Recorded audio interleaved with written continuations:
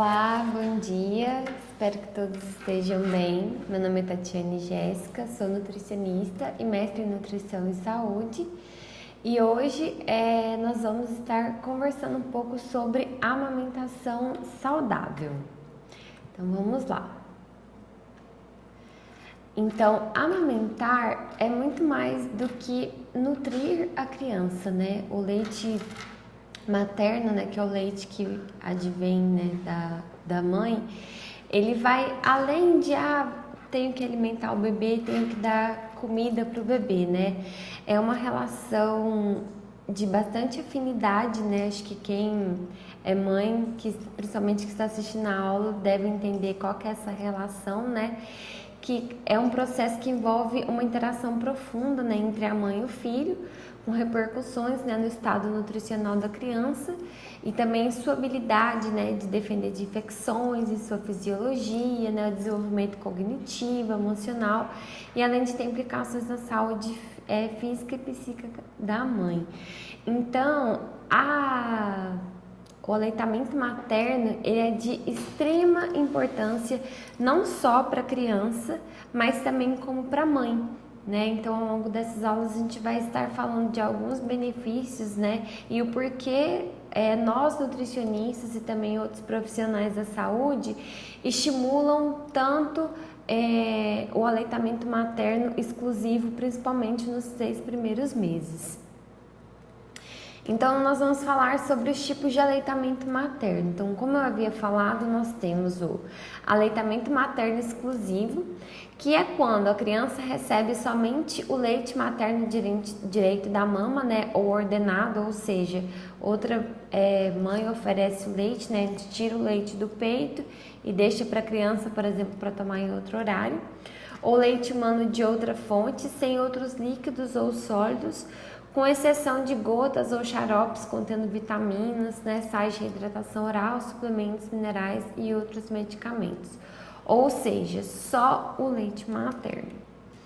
O aleitamento materno predominante é aquele quando a criança recebe, além do leite materno, ele também recebe água e outras bebidas à base de água, né, água adocicada, chás, infusões e também sucos de fruta. O aleitamento materno é quando a criança recebe leite materno direto da mama ou ordenado, independente de receber ou não outros alimentos.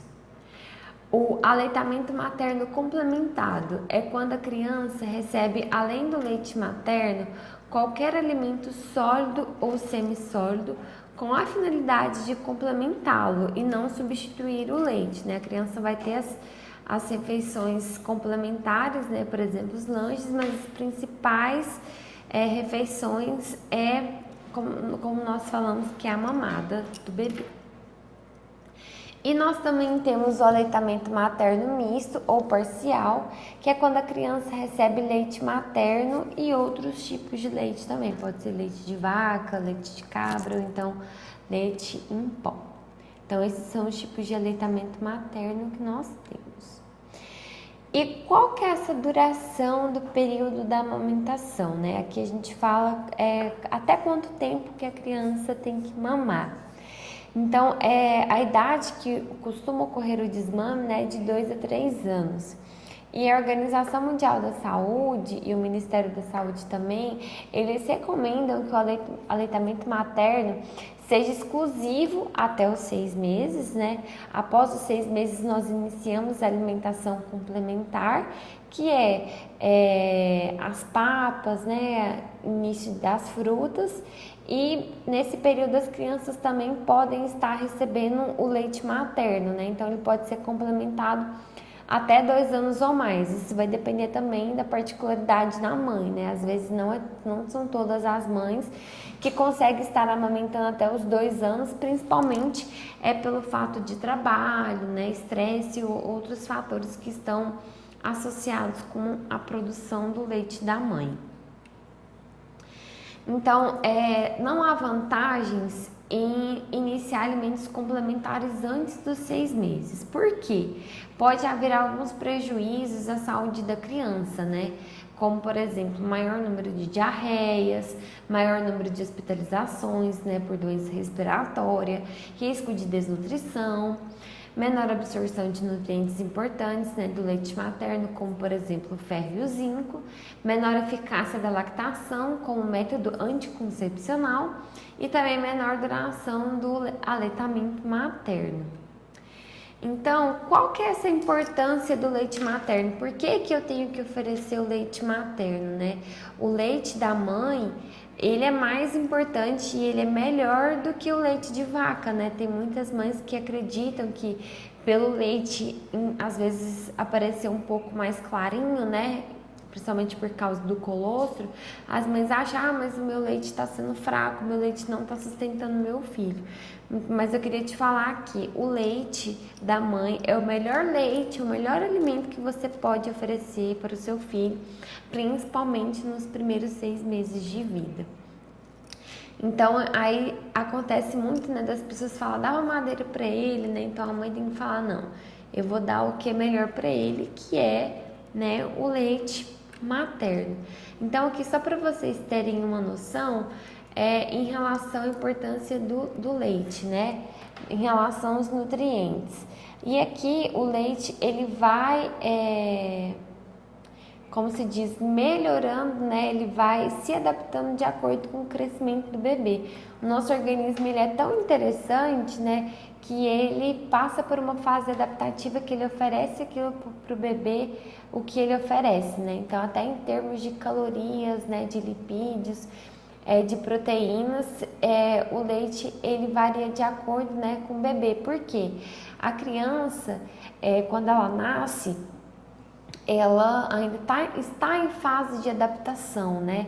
Então, o organismo dela está passando por aquele período de adaptação, né? Do alimento, né? Em contato aqui com o mundo exterior. Então, o leite, ele vai melhorando, como se diz, né? Vai se desenvolvendo de acordo com o tempo de crescimento da criança. E vocês podem perceber, por exemplo, que no início, por exemplo, a lactose, né, ela é até menor nos primeiros dias, né? E aqui a importância desse leite materno, vamos supor 500 ml. Ele oferece 95% das necessidades de vitamina C, 45% das necessidades de vitamina A, 38% das necessidades de proteína e 31% do total de energia. E isso ele pode garantir até no 2º ano de vida. Recentemente, eles até fizeram uma pesquisa sobre, em comparação ao leite, né, normal de uma mãe que não tomou vacina e um leite de uma mãe que tomou vacina, né? Tudo que a mãe também consome, todos os fatores que a mãe passa, né, ela pode estar transferindo isso para o leite, para o seu bebê.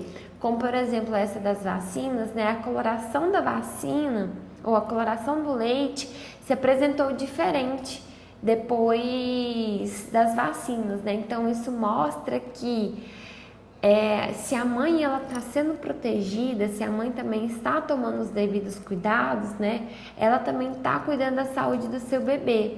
Então, é muito importante também que a mãe não faça o consumo de bebidas alcoólicas, que não faça uso de cigarro, né, e outras drogas, porque isso também pode estar sendo passado para o seu bebê.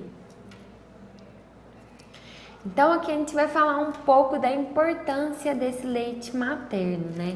Então, primeira coisa, evita mortes infantis, né? É até um dos objetivos, né, da Organização Mundial de Saúde, que é reduzir a mortalidade infantil, que ainda é muito alta, né? Nós ainda temos casos de crianças, né, prematuros que têm um índice de mortalidade muito, muito grande. Então, estima-se que esse aleitamento materno, ele poderia evitar 13% das mortes em crianças menores de 5 anos em todo o mundo por causas preveníveis. O que seriam essas causas preveníveis, né? Se a mãe, em vez de dar o leite materna, ela quer oferecer outros tipos de leite, né? E assim, tem doenças infecciosas que também podem ser preveníveis. Não sei se vocês lembram do falando do leite lá, que tem 95% das vitamina C, né, vitamina A. Então, todo esse aporte nutricional que o leite materno oferece, ele pode prevenir, né, mortes infantis de diversas formas, que a gente vai até abordar isso mais na frente. Então, em Pelotas, né, eles realizaram um estudo em Pelotas e eles identificaram que crianças menores de 12 meses que não recebiam leite materno tiveram uma chance quase 25 vezes maior de morrer por diarreia e 3,3 vezes maior de morrer por doença respiratória quando comparadas a crianças de aleitamento materno que não recebiam outro tipo de leite. Né? E além disso, a amamentação previne mais mortes entre crianças de menor nível socioeconômico, que é um dos outros temas que a gente vai abordar, porque o que acontece? O leite materno, ele é um alimento que ele não tem custo, ele advém só da mãe. Então, para a mãe produzir esse leite, ela não tem custo. Mas aí, por exemplo, mas o médico recomendou tomar fórmulas, né, de leite, tomar leite em pó. E aí o que acontece? A mãe tem que comprar esse leite em pó. E não sei se vocês sabem, né? O custo desses leites é muito caro, né? Por exemplo, um leite em pó, dependendo, esses até mais especiais, custa em torno de 20 a 40 reais. Depende muito, né? Depende muito da prescrição. Então, imagina, a criança ela toma em média 10 a 12 mamadas por dia. Imagina a mãe ter que preparar esse leite por dia, né? Então, são várias latas de leite. Então, quem tem um nível socioeconômico menor, isso acaba sendo prejudicial, porque a mãe não consegue dando o que comer, não consegue alimentar o seu filho. Então, por isso, ela é um método de prevenção, principalmente em crianças com menor poder econômico aquisitivo. Outro fator o leite materno ele evita diarreia. Então, crianças não amamentadas têm um risco de 3 vezes maior de se desidratarem e de morrerem por diarreia quando comparadas com as amamentadas. Então, a proteção ela também pode diminuir quando o aleitamento materno ele deixa de ser exclusivo, né? Então, por exemplo, o leite materno, ele possui todos os nutrientes que eu já falei e o menor risco também das crianças apresentarem alergia. E, por exemplo, o leite que vem da mãe, ele é melhor, né, para o bebê, que tem todos os nutrientes. E quando você oferece outros alimentos, como, por exemplo, o leite de vaca, o organismo do bebê ainda não está acostumado. Então, é muito mais fácil dele ter diarreia, dele ter uma produção aumentada de gases, dele ter cólicas, né? Acho que a maioria das mães também já tiveram esse problema dos bebês apresentarem cólica. Então, quando ele toma o leite de vaca, então até uma fórmula complementada, é mais fácil do bebê apresentar esses sintomas. E assim, em relação à diarreia, né, o bebê, o organismo dele ainda não está acostumado. Então, um processo diarreico é muito ruim para o bebê, né? Ele pode se desidratar e em crianças desidratadas e malnutridas, isso pode estar levando até a criança à morte, né? Pode estar levando a óbito, que é o que acontece muito, por exemplo, em algumas regiões da África. Evita infecção respiratória também. Em Pelotas, né, a chance de uma criança não amamentada internar pneumonia nos primeiros 3 meses foi 61 vezes maior do que crianças amamentadas exclusivamente. Então, é outro fator protetor da importância do leite materno. Aí aqui eles já informaram, né? Já o risco de hospitalização por bronquiolite foi 7 vezes maior em crianças amamentadas por menos de 1 mês. E também estima-se a redução de 50% de episódios de otite média aguda, né? Em crianças amamentadas exclusivamente por 3 a 6 meses, quando comparadas a crianças alimentadas unicamente com leite ou então outra espécie.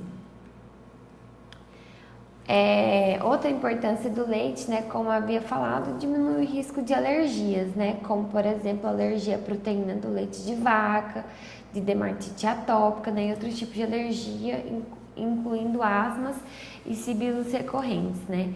Então a exposição a pequenas doses de leite de vaca está associado com o aumento do risco de alergia ao leite de vaca, né. Então outra coisa importante é evitar o uso desnecessário de fórmulas infantis. Então, o que acontece? Mas antigamente a gente quase não percebia, né? Tantas coisas que vem acontecendo como alergia a leite de vaca, intolerância à lactose. Por quê? Antigamente as pessoas não tinham tanto acesso a essas fórmulas infantis como hoje. E também as mães não trabalhavam, né, como hoje. Hoje as mães têm um período, né, cerca de 6 meses, para estar cuidando dos seus filhos. E antigamente essa dedicação era basicamente exclusiva. Então a mãe tinha tempo de amamentar, de cuidar das crianças, né? De ficar até cerca de 2 anos amamentando esse filho.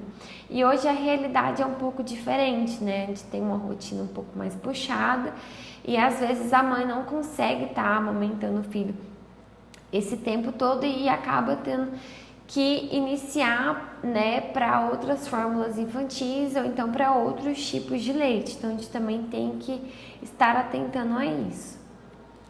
Então, outro benefício, né, outra importância do leite materno é que estudos associam com a diminuição do risco de hipertensão, colesterol alto e diabetes.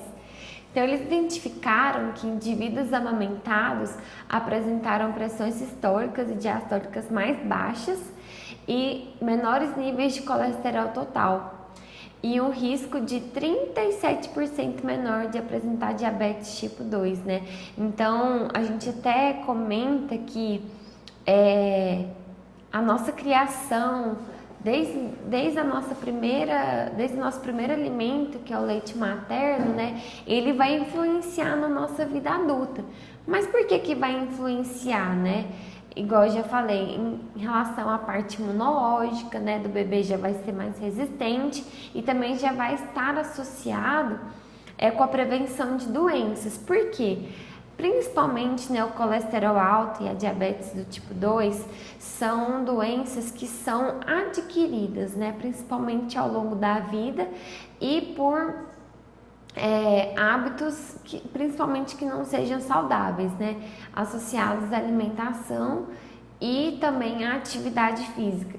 Então, se o seu organismo já tem uma imunidade mais baixa, ele já apresenta uma certa fragilidade, ele está mais propenso, né, a adquirir esses certos tipos de doenças. Então, além disso, né, em relação à proteção para a mulher que amamenta, né, a redução de 15% da incidência de diabetes do tipo 2 para cada ano de lactação, né? Nós nutricionistas, né, gostamos também muito de estimular a amamentação, né, para o bebê, porque é um gasto muito calórico. Então a mãe fala, eu quero perder peso, né, após a lactação, né, no período de lactação. Como que eu faço? A gente só fala, amamenta. Dá o leite para o seu bebê, porque isso em média é um gasto de cerca de 500 calorias, né? Então assim, a mãe ela tem um gasto energético muito grande para essa produção do leite. Então é um método, né, bastante eficaz para prevenção, né, de doenças e também para auxiliar na redução do peso, né, na perda de peso. Porque quando a mulher fica grávida, ela tem um aumento de peso, né, tanto por causa da placenta, aumento do feto, né, entre outras coisas que acontecem durante a gestação. E aí, quando ela ganha um bebê, claro que ela já tem uma perda de peso assim logo após o parto, mas essa perda pode ser acentuada através da amamentação. Então, além disso, tem melhor homeostase da glicase da glicose em mulheres que amamentam, né? E a exposição precoce também do leite de vaca, né, antes dos 4 meses, é importante determinante de diabetes mellitus do tipo 2, né? Tem aumento aí de risco de 50%. E estima-se que cerca de 30% dos casos, né, poderiam ser prevenidos se 90% das crianças em até 3 meses não recebessem o leite de vaca. Então você que é mãe, que está amamentando, ou você que pretende, né, ficar grávida, tenta se organizar, né, fazer o melhor para que você possa dar o leite materno exclusivo para o seu filho, pelo menos até os 6 meses, para vocês conferirem vários benefícios aí para o seu filho. Também reduz a chance de obesidade, né, na revisão da OMS sobre evidências do efeito aleitamento materno em longo prazo. Os indivíduos amamentados tiveram uma chance de 22% menor de vir a apresentar sobrepeso e obesidade. Então isso é muito interessante porque hoje a nossa população vem sofrendo, né, com um aumento do ganho de peso muito significativo, né, e isso não é ruim para a saúde, mas acarreta também em outras doenças, como doenças do coração, colesterol, diabetes, e também diminui muito a qualidade de vida. E também outra importância do leite materno é em relação à melhor nutrição, né? O leite materno ele é capaz de suprir sozinho as necessidades nutricionais da criança nos primeiros meses e continua sendo uma importante fonte de nutrientes, né, no segundo ano de vida, principalmente, né, de proteínas, gorduras e vitaminas. Então eu volto a reforçar.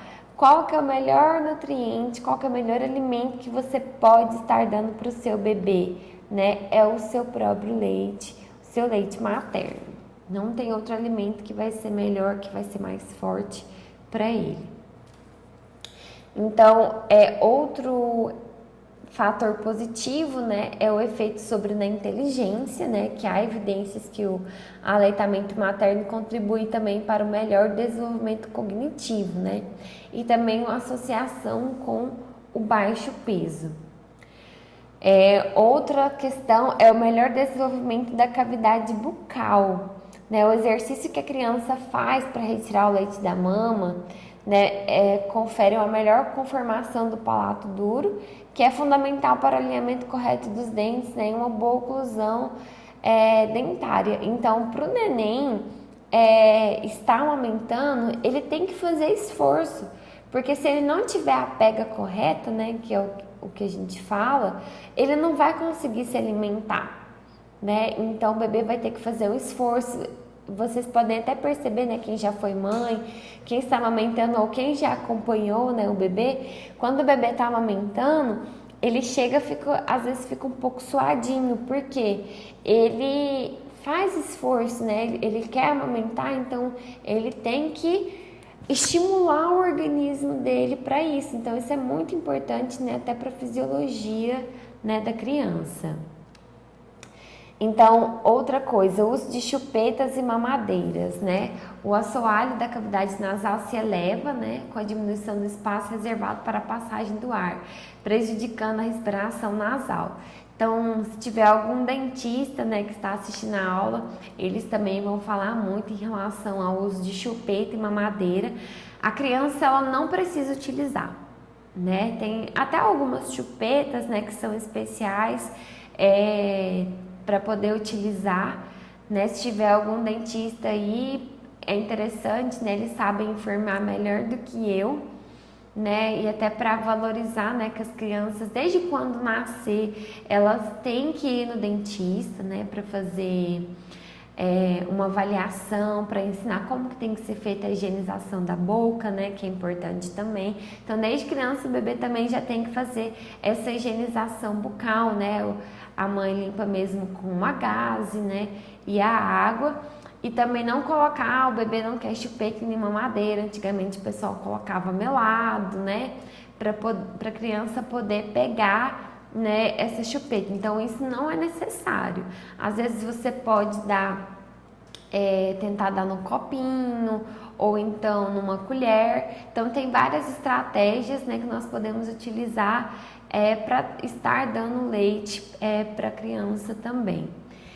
Em relação ao desmame precoce, né, pode levar à ruptura, né, do desenvolvimento motor oral adequado e pode prejudicar as funções de mastigação, deglutição, respiração, articulação dos sons da fala, né, ocasionar má oclusão dentária, respiração bucal e alteração motor oral. Então, também isso pode ter influência na fala da criança, que aí vai entrar o profissional fonoaudiólogo, né, que aí ele vai ter que entrar com um trabalho, vai acompanhar melhor como que está o desenvolvimento dessa criança para ela poder falar melhor, ter uma dicção melhor. E em relação a outra importância, né, proteção contra o câncer de mama, que é um dos 15 objetivos, né, que é o quinto, para melhorar a saúde das gestantes, né.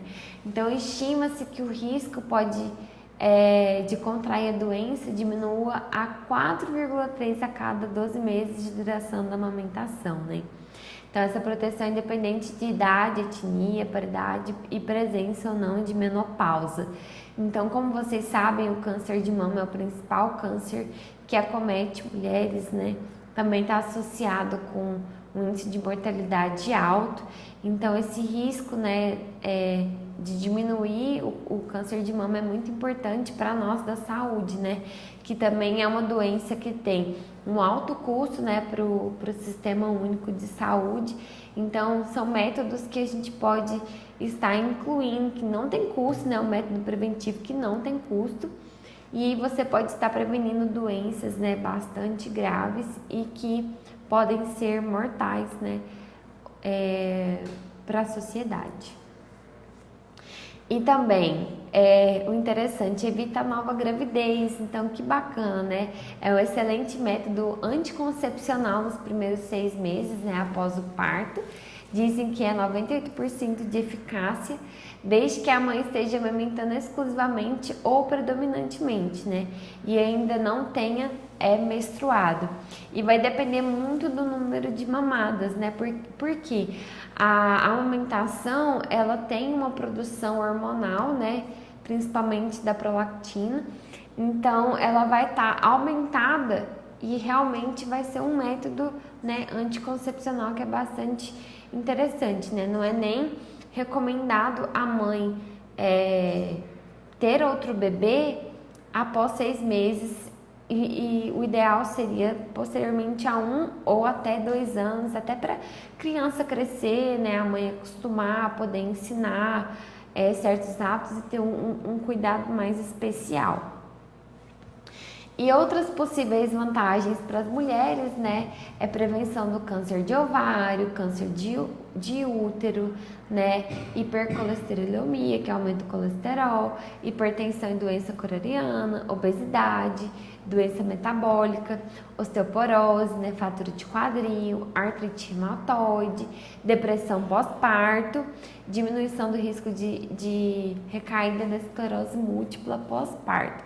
Então, vocês estão vendo que são várias vantagens, não só para a mãe, mas também são vantagens para o bebê, né? Então, é um conjunto, algo que não tem custo e que promove muito a qualidade de vida. E tem o que eu já falei, que são menores custos financeiros, né? Não amamentar pode significar sacrifícios para uma família com pouca renda, né? Tem um gasto muito superior com fórmulas infantis. Então, se a mãe tem como amamentar o seu filho, né? Mesmo que, mas eu preciso voltar a trabalhar já de imediato, então separa o leite do bebê, né? Geralmente outra pessoa deve cuidar. Deixa o leite do bebê num copinho, né? Para que a criança, mesmo que não venha direto do peito da mãe, né? Que realmente seja o leite materno que ela esteja tomando. Também promoção do vínculo afetivo entre mãe e filho, né? Então, assim, as pessoas falam, né? Eu não tenho filhos, mas as pessoas falam que essa parte da amamentação é uma afetividade muito grande, né? É um vínculo, assim, muito forte e que apresenta, né, benefícios psicológicos para a criança e também para a mãe. de fortalecer, né, os laços afetivos, né, troca de afeto, sentimento de segurança, né, de proteção na criança e de autoconfiança e de realização da mulher. Tem muitos relatos, né, de mulheres que ficam tristes, né, se sentem diminuídas pelo fato de não conseguirem amamentar, né, os próprios filhos. Então isso é uma relação muito importante. Claro que cada uma, né, vai ter um motivo singular, né, um motivo particular, mas isso é algo muito importante, né, esse vínculo afetivo entre a mãe e o filho. E também promove a melhor qualidade de vida, né? Adoecem menos, necessitam menos de atendimento médico, de hospitalizações e medicamentos, o que pode implicar menos falta ao trabalho dos pais, bem como menos gastos e situações estressantes. Então, é outro fator positivo, né? Não tem que ficar faltando trabalho, não tem que ficar dando dor de cabeça. Então, por isso que a gente também estimula a amamentação, né? Exclusiva e o aleitamento materno. Então aqui eu trouxe uma figurinha para vocês da pega correta ou boa pega do bebê, né? Então como que é essa maneira, né? É uma dupla, né? A mãe e o bebê se posicionam para amamentar e a pega ou a sucção do bebê são muito importantes, né? Para que o bebê consiga retirar de maneira eficiente o leite da mama e também para não machucar os mamilos, né? Então, se você que é mãe tem alguma dificuldade nessa pega, pode procurar algum banco de leite próximo, né, da sua casa, que lá eles vão ter profissionais capacitados, né, para explicar como que tem que ser essa pega, o que que você pode fazer para melhorar a sucção no seu bebê e evitar, né, pedras, evitar alguns tipos, né, de doenças que estão associadas quando a mãe está amamentando. Então, a posição da mãe também é muito importante, né? A má pega vai dificultar o esvaziamento da mama, né? E pode levar a uma diminuição na produção do leite, pode dar pedras, o que é muito desconfortável também para a mulher, né? Porque quando a mãe está amamentando, já tem um aumento, né, das glândulas, né? Tem um aumento da mama. E aí a mãe precisa esvaziar, né? Ela precisa amamentar esse bebê até para que haja nova produção de leite. Então é muito importante, né? A posição da mãe não pode ser algo também dado de qualquer jeito.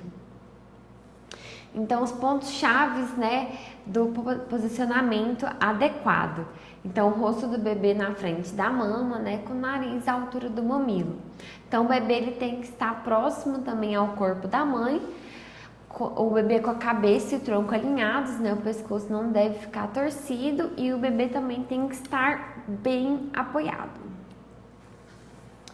E também a auréola mais visível, né, para cima da boca do bebê, a boca bem aberta, né, e o lábio inferior virado para fora e o queixo tocando a mama.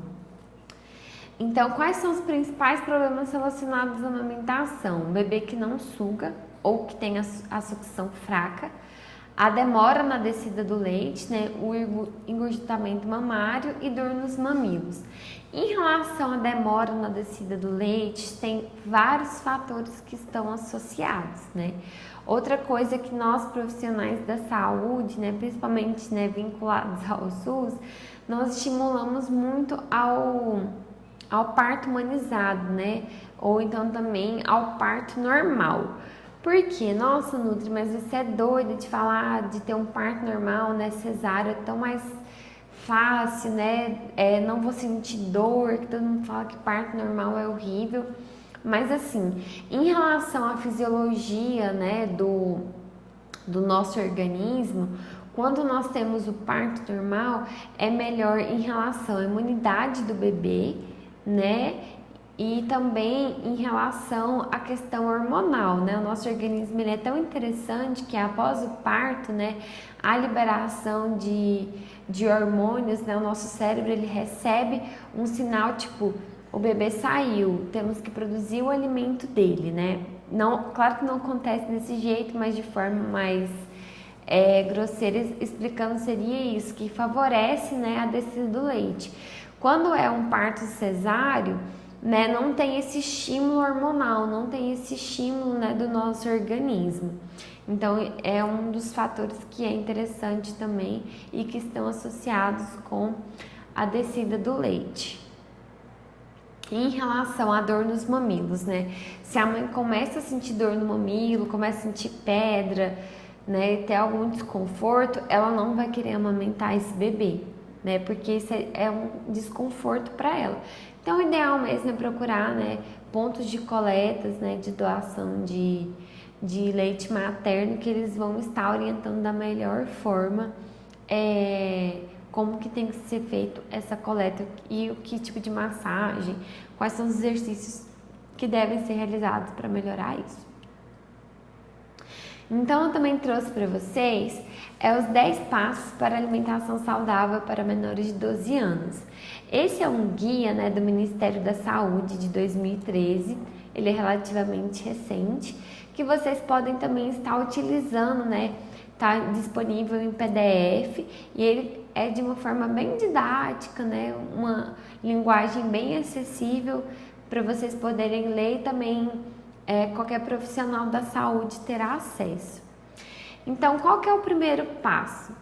Dar somente o leite materno, né, até os 6 meses, sem oferecer água, chá ou qualquer outro alimento. Então, eu já falei isso. Só o leite materno é suficiente para o seu bebê, principalmente até os 6 meses.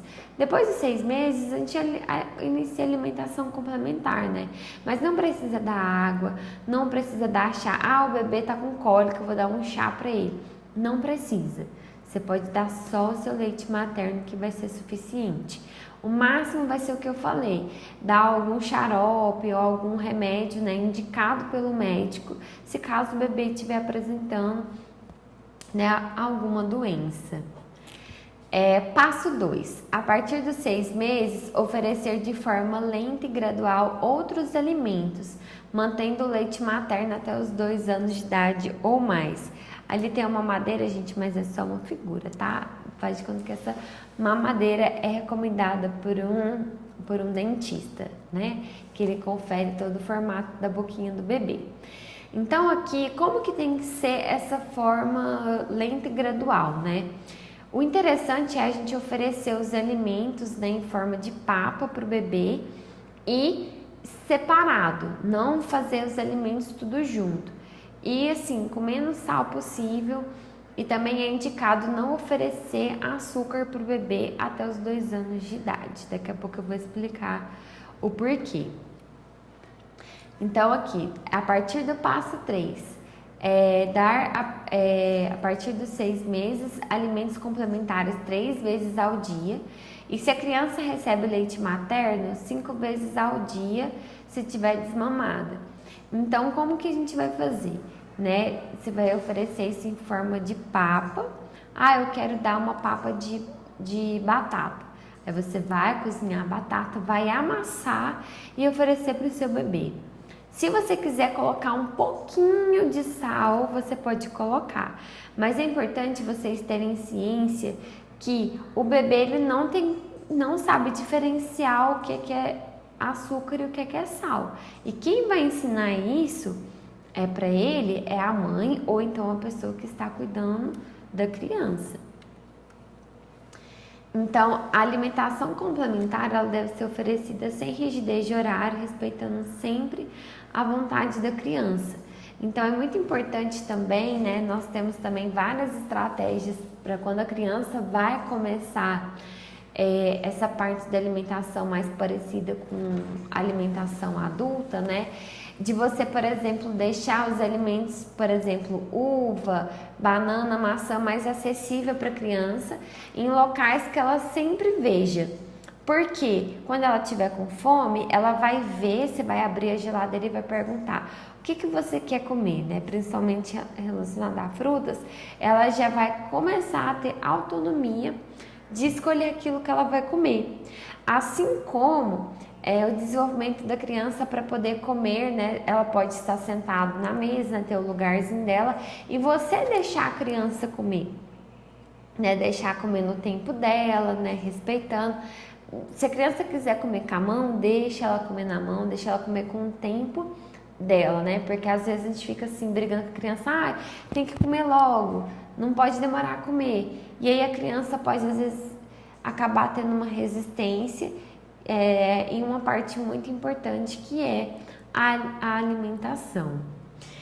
Então, a alimentação complementar ela deve ser espessa, né, desde o início, oferecida de colher. Começar com consistência pastosa, né, papas e purês, e gradativamente aumentar a consistência até chegar à alimentação da família. Então, assim, não que ela tenha que consumir as quantidades, né, que o pai e a mãe comem, mas a partir dos 6 meses, né, 8, 9 meses, dependendo da criança, já pode começar a comer a alimentação da família, né? Um arroz, um feijão, carne, desde que estejam, né? Pode ser até que estejam mais bem cozidos, né? Mas ela já vai participar dessa alimentação da família. E outra coisa que eu peço para vocês em relação a não usar o liquidificador, né? O liquidificador também não é muito interessante para estar realizando durante as refeições. Bom, a Rosa está aqui perguntando: quando a criança sempre rejeita comer verduras e legumes, como agir diante de situações assim? Bom, essa fase da criança é muito difícil, né? Porque elas têm uma resistência enorme que fala que é ruim, né? Então, qual que é a estratégia que a gente pode fazer? Principalmente, eu vou mostrar depois algumas fotinhas, a gente tem que estimular essa alimentação da criança. Como que eu vou estimular? Né, você vai fazer em forma de figurinhas, né? Deixa eu só ver aqui o slide que tem. Aqui, ó. Estimular o consumo diário de frutas, verduras e legumes nas refeições. Tá, como que eu posso fazer isso, né? A gente pode fazer alguns pratos diversificados, né? Fazer igual aqui é uma tartaruguinha, né? Que é uma maçã com uma uva, né? Ali tem um coqueirinho com banana, mexerica e kiwi. Essas são uma das formas que a gente pode estimular a criança a comer frutas, né? Em relação a verduras e legumes, a gente tem que tentar fazer também pratos diversificados, né? Que sejam coloridos e que chamem a atenção da criança, né? E que ela tente consumir isso de forma gradativa, né? Que ela tente consumir aos poucos. Por exemplo, a criança pode gostar de comer milho e você quer inserir a abobrinha, né? E a criança fala: mãe, eu não gosto de comer abobrinha. Mas às vezes, se você fizer o milho cozido com abobrinha, né? Às vezes a criança pode comer, né? São estratégias que a gente pode tentar fazer para a criança consumir. E também, eu sempre falo, né? Mãe, eu não gosto disso. Tá, mas você já consumiu quantas vezes esse alimento? Eu comi só 2 vezes. Aí eu sempre brinco: olha, você só pode falar que você não gosta de alguma coisa depois de você experimentar isso mais de 8 vezes. Então, assim, é sempre importante a gente estimular a criança a comer, porque esses hábitos, né, que são criados na infância, a maioria deles mantém na fase adulta. É muito difícil uma criança que não come verdura e fruta agora chegar na fase adulta e chegar a comer, né? Então, assim, teria que passar por uma reeducação alimentar muito grande. E outra coisa, não oferecer também benefícios para a criança após ela terminar de comer, como por exemplo, você só vai poder tomar sorvete ou comer chocolate depois do almoço se você comer tudo. Não é esse tipo de estímulo que a gente tem que dar para a criança. A gente tem que falar o seguinte: depois que você terminar de comer tudo, aí você pode brincar, ou então a gente vai ir ao shopping, vai ir ao cinema. A gente não tentar associar alimentos, principalmente guloseimas, como forma de premiação, e sim atividades que estimulem, né, exercitar a criança, né, como atividade física, ou então exercitar até o cérebro. E aqui eu coloquei também oferecer à criança diferentes alimentos ao dia, né? Uma alimentação variada, é uma alimentação colorida. A gente tem até um programinha, né, que a gente fala que é 5 ao dia, né? Nós temos que comer 5 colorações ao dia, né? Mas, gente, não é coloração de guloseima, não é coloração, por exemplo, de confetes, né, de M&M, é coloração de frutas, de verduras, né? No próprio almoço mesmo a gente consegue ter uma alimentação muito variada, né? Ter o arroz que é branco, feijão que é marrom, aí vamos supor tem uma abóbora cabutiá que é amarela, o alface que é verde, o tomate que é vermelho. Então é muito interessante a gente também colocar cores diferentes, porque a criança, vocês sabem, elas são estimuladas com aquilo que ela vê. Então ela come primeiro com os olhos. Então se a gente oferece uma alimentação colorida e um pouco mais criativa, a criança vai querer comer aquilo pelos olhos, né? Então é muito interessante a gente fazer isso. Então, é necessário vermifugar a partir de qual idade? Flávia, essa é uma pergunta muito interessante. No momento, eu não sei te responder. Eu acredito, não sei se seja acima de 2 anos, né? Mas se você puder fazer essa pergunta na teleconsultoria, eu vou pesquisar e vou te informar por lá, tá bom? Então, em relação ao passo 7, né, estimular o consumo diário de frutas e verduras nas refeições.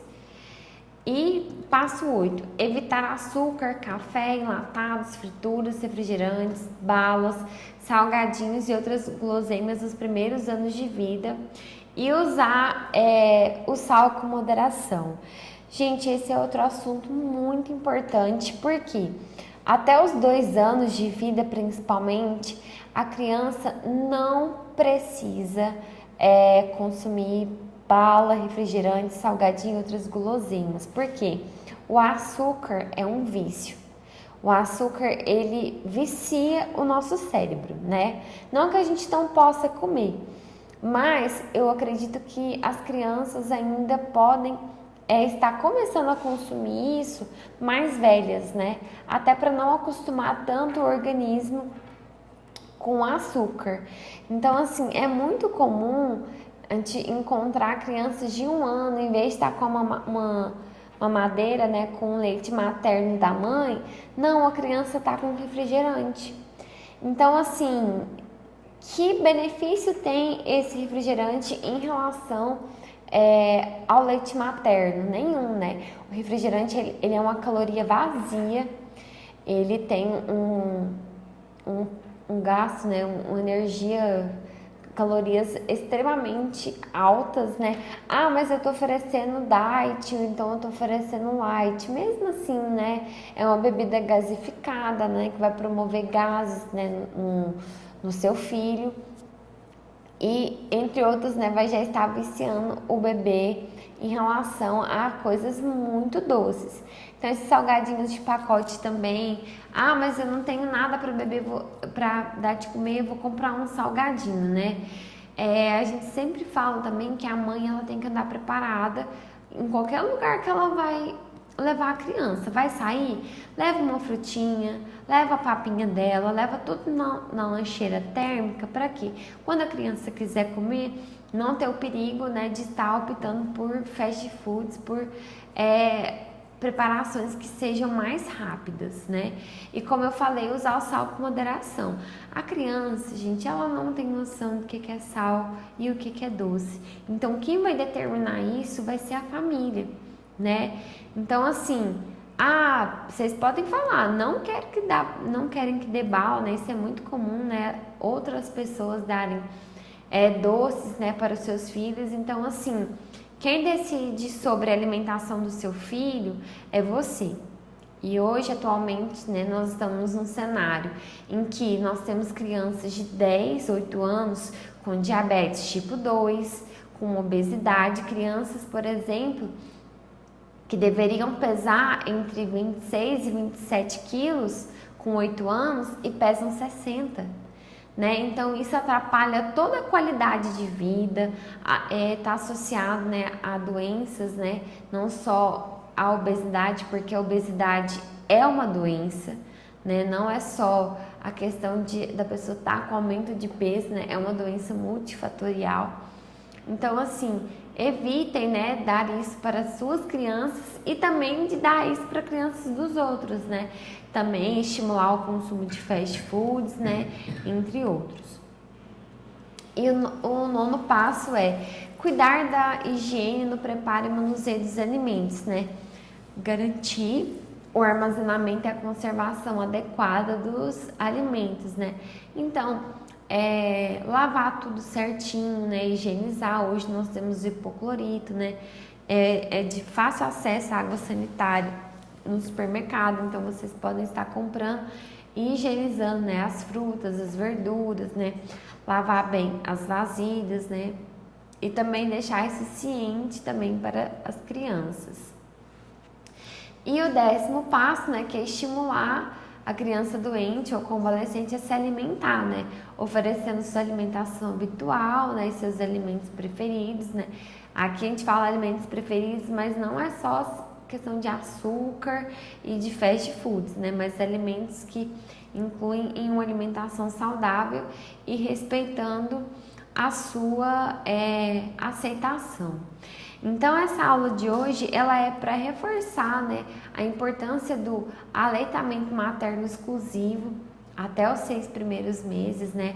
Hoje as mães elas têm um período de afastamento, né, de licença maternidade maior.